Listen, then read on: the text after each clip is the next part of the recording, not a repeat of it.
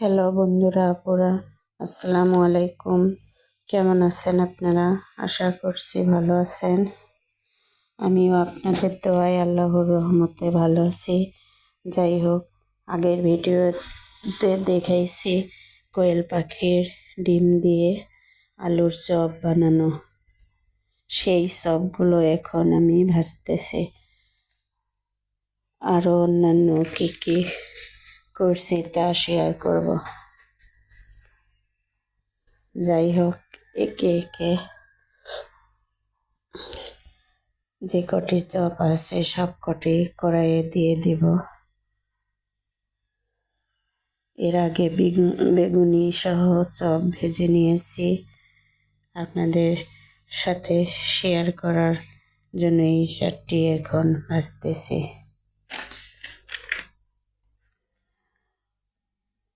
একেবারে কড়া করে ভাজতেছি, তাই সময় লাগতেছে। যাই হোক, এগুলো ভাজতে সময় কীরকম লাগে আপনারাই দেখে বলবেন। অনেক সময় লাগে।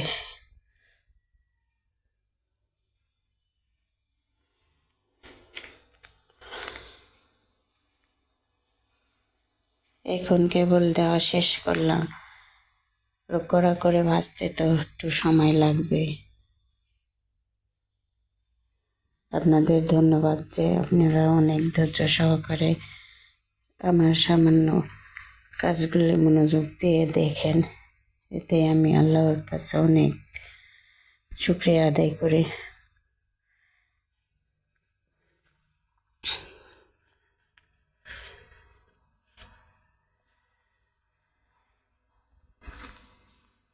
এই তো কথা বলতে বলতে চপগুলোর এক পাশে প্রায় হয়ে এসেছে। এখন সব উল্টে দিচ্ছে।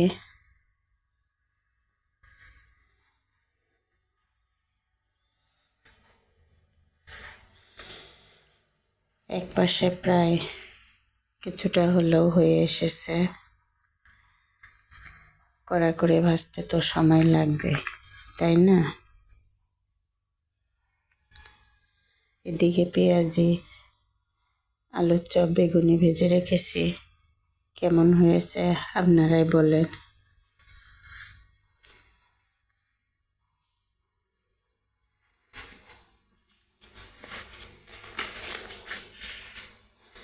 যাই হোক, কথা বলতে বলতে প্রায় আলুর চপগুলি সুন্দর লালচে হয়ে এসেছে।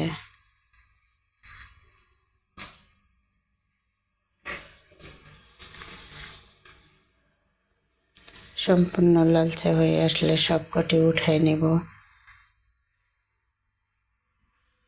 আবার ওই কড়াইয়ে পেঁয়াজি ভাজতে দেব। এটা আগের ভিডিওতে দেখাইছি যে আমি সব গুছিয়ে নিয়েছি, একটার পর একটা সব বানাবো বলে।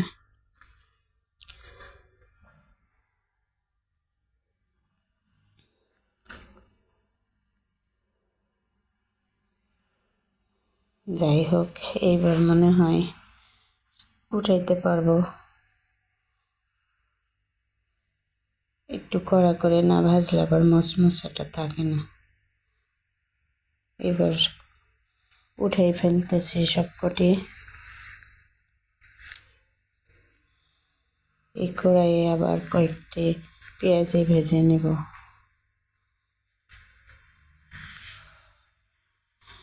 পেঁয়াজের ডাল, পেঁয়াজ মেখে রাখা মিশ্রণটি এবার হাতে হাতে একটা একটা করে সব কড়াইয়ে দিয়ে দেব। সেগুলো কড়া করে ভেজে নেব।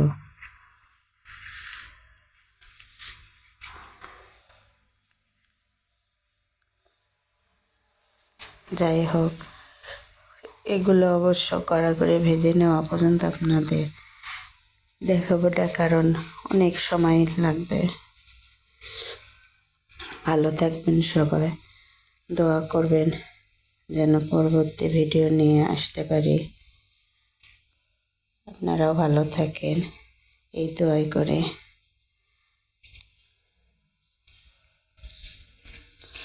মাহে রমজান সবার জন্য মঙ্গল আনুক। সবাই ভালো থাকবেন,